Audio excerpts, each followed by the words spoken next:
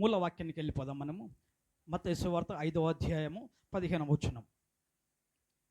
ప్రభు అయిన యేసుక్రీస్తుల వారు కొండ మీద ప్రసంగము ముగించిన తర్వాత కిందికి వచ్చిన తర్వాత ఈ వాక్యము మాట్లాడుతూ ఉంటున్నాడు. ఏంటి అని అంటే, ఇదిగో మనుషులు దీపమును వెలిగించి కొంచెము కింద పెట్టడు. కొంచెము అని అంటే కొలమానకు సరిదిగా ఉంటుంది. అంటే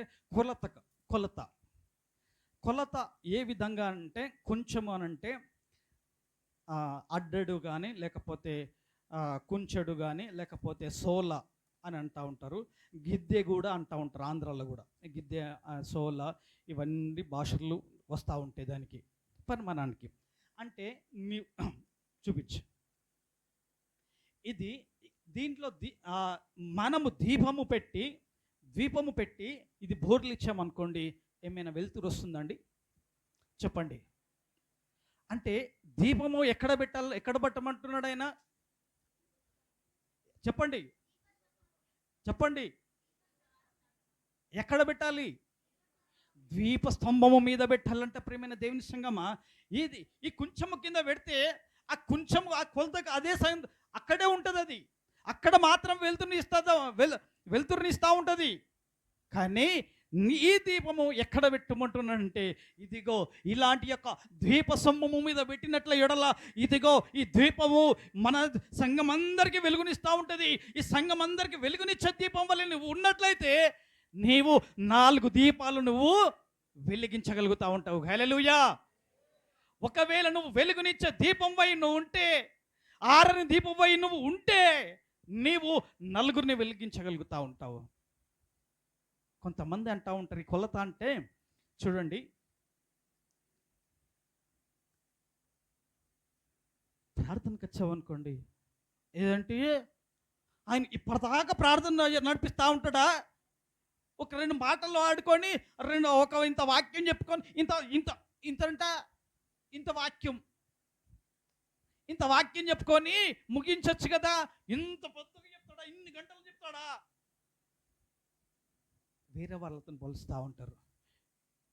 చూడండి ప్రియమైన దేవుని సంగమా, కొలత. ప్రార్థన చేస్తే కొలత, మాట్లాడితే కొలత. కొన్నిసార్లు మా అనిల్ నాకు సరళ చేస్తూ ఉంటాడు, అన్న టైం అయిపోతుంది, కొలత. ప్రార్థన చేస్తే కొలత, సంఘానికి వస్తే కొలత, సేరు అర్ధ సేరు ఇవ్వగిలా ఇంత టైమే పట్టాలి, ఇంత టైంలో నడిపించాలి, ఇదే టైంకి ఉండాలి. మరి మనం సంఘానికి టైంకి వస్తున్నామా? చెప్పండి. ప్రియమైన దేవుని సంగమా, ఈ కొంచెం కింద దీపం పెట్టి నువ్వు యొక్క ఉన్నటువంటి నీ జ్ఞానాన్ని ఆ వెలుగులోకి పెట్టలేకపోతా ఉంటున్నావు. ఆ సత్యాన్ని నువ్వు ఉన్నటువంటి ఈ యొక్క బైబిల్ యొక్క పరిజ్ఞానాన్ని నువ్వు నలుగురికి నువ్వు చెప్పలేకపోతా ఉంటున్నావు. అందుకే నీ దీపము ఎక్కడుంది తెలుసా? కొంచెం కిందనే ఉన్నది. నీ దీపము ఎక్కడుంది తెలుసా? కంచం కిందనే ఉన్నది. నీ దీపము ఎక్కడుంది తెలుసా? మంచం కిందనే ఉన్నది. అందుకే అనేకులను నువ్వు వెలిగించలేకపోతా ఉంటున్నావు.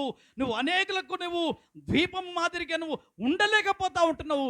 ప్రియమైన దేవుని సంగమా, ఈ రోజుల్లో ఉన్నటువంటి ఈ సంఘంలో ఉన్నటువంటి ఇన్ని దీపాలు ఎన్ని దీపాలు అయితే ఉన్నాయో, ఇన్ని దీపాలు నువ్వు వెలుగునిచ్చే దీపాల వల్లే ఉన్నట్లయితే ఈ సంఘానికి మొత్తము వెలుగును ప్రదర్శించబడుతుంది. హల్లెలూయా. దేవునికి స్తోత్రాలు చెప్పండి నమ్మగలిగిన వారు. చూడండి ప్రియమైన దేవుని సంగమా, ఆ దీపస్తంభం మీద ఉన్నట్లయితే, ఆ దీపస్తంభం మీద నువ్వు ఆ దీపం పెట్టినట్లయితే మొత్తానికి వెలుగుగా ప్రకాశిస్తూ ఉంటుంది. ఒకవేళ ఆ కంచం కింద పెట్టినట్లయితే నీవు ఆ కంచం కింద పెట్టిన వారిని వల్లే ఉంటావు.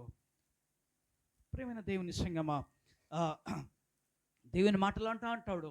ఇదిగో సామెతల గ్రంథము 20వ అధ్యాయము 27వ వచనం. సామెతలు, నరుని ఆత్మనంట యెహోవా పెట్టిన దీపం వలె ఉండాలంట. అది అంతరంగముల వల్ల నేను శోధిస్తూ ఉంటుంది. ఎప్పుడు వెలగాలి, వెలుగునిచ్చి మండి వలె నీవు అనేకులను నువ్వు ప్రకాశింపజేసినట్లయితే నీవు అనేకులకు వెలుగునిచ్చే జ్యోతి వలె నువ్వు ఉండగలుగుతావు. నీ ఇంట్లో దీపం పెట్టుకొని నువ్వు ప్రకాశించగలిగితే ఇదిగో అయిపోతుంది. మన ఇల్లు చిమ్మని చీకటి అయిపోతూ ఉంటుంది. ప్రేమైన దేవుని సంగమా, అందుకే అపొస్తలుడైన పౌలైనటువంటి యోహాను అంటా ఉంటున్నాడు, ఇదిగో దీపస్తంభం మీద దీపం పెట్టి అనేకులకు నువ్వు వెలుగునిచ్చు, వెలుగునిచ్చే జ్యోతి వలె నువ్వు ఉండు ఈరోజు. ఆమేన్. వెలుగునిచ్చే జ్యోతి వలె మన సంఘ బిడ్డలము అందరము వెలిగింపబడుదుము గాక.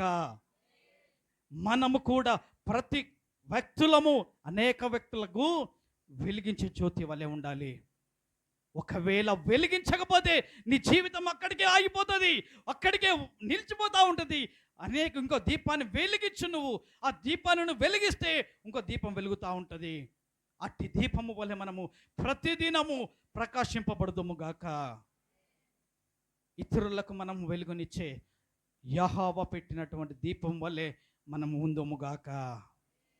చూడండి ప్రేమైన దేవుని సంగమా, ఇంకా మాట్లాడుతున్నట్లయితే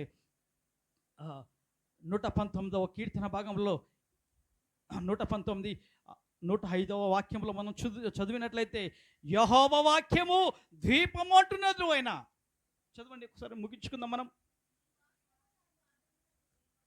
నీ వాక్యం అంట. ఏ వాక్యము? యెహోవా వాక్యము. యెహోవా వాక్యము ద్వీపము, నీ పాదములకు దీపం కలుగుతూ ఉంటుంది. నువ్వు వెళ్ళినప్పుడు నీ పాదములకు రాయి తగలకుండా నిన్ను తీసుకెళ్తూ ఉంటుంది. ఈ రోజులలో రాయి ఎందుకు తగులుతుందో తెలుసా?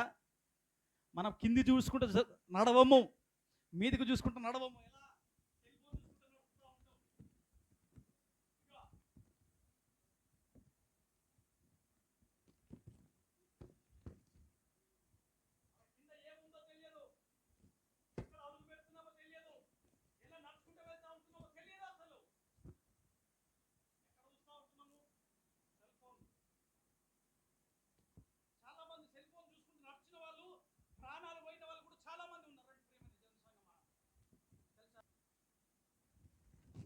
దేవుని సంగమా, నువ్వు వెలుగునిచ్చే దీపం వల్ల ఉన్నట్లయితే, సంఘంలో నువ్వు కూడా వెలుగునిచ్చే దీపం వల్ల ఉంటే, నీ దీపము ప్రతి దీపముగా ప్రకాశింపబడతా ఉంటుంది. అనేకులకు నువ్వు వెలుగునిస్తూ ఉంటుంది. అనేకులు నువ్వు వెలిగింపబడతా ఉంటావు. నీవే వెలిగించలేకపోతే ఇతరులను ఏమి వెలిగిస్తావు? ఇతరులను ఏ విధంగా నువ్వు వెలిగించగలుగుతూ ఉంటావు చెప్పండి? వెలిగించబడతా ఉంటామా? చూద్దాము. ఒక్కొక్కరు ఒక్కొక్క వ్యక్తిని వెలిగించాలి, పెట్టుకోవాలి. అయ్యా, ఈ దినము నుంచి, ఈ నెట్ దినము నుంచి నేను కొన్ని దీపాలను నేను వెలిగించే వ్యక్తిగా ఉండాలని. ప్రేమైన దేవుని సంగమా, దేవుని బిడ్డలారా, నూనె ఉన్నంత వరకే మన దీపం ఉన్నదనుకో, ఆయన్నే మనకు దీపం ఆరిపోయాడండి. ప్రేమైన దేవుని సంగమా, ముగింపులోనికి వచ్చాము. పరీక్షించుకోవాలి. అయ్యా, నేను కూడా ఆరిపోని దీపం వల్ల ఉండాలి తండ్రి సంఘంలో. తండ్రి, నీ యొక్క సంఘంలో నేను వెలుగునిచ్చే జ్యోతి వల్లే ఉండాలి. అనేకులకు వెలుగుని నేను ప్రకాశింపజేయాలి. ఇదిగో నేను చీకట్లో ఉన్నాను, ఇదిగో నేను చీకట్లో ఉన్నాను, నేను వెలుగులోనికి వెళ్ళేటకు ప్రభువా నాకు దయ చూపించండి అని చెప్పేసి ఆ వెలుగును అనేకులను ప్రదర్శించు, అనేకులకు వెలిగించు. నీవు అనేకులకు సువార్త చెప్పే వ్యక్తిగా, అనేకులకు నువ్వు నశించిపోతున్న వారిని వెతికి రక్షించుటకు మనుష్య కుమారుడు భూమి మీదకి వచ్చిన విధానముగా నువ్వు అనేకులను వెలిగించు. ఇచ్చిన మాటలు దేవుడు దీవించునుగాక. ఆమేన్.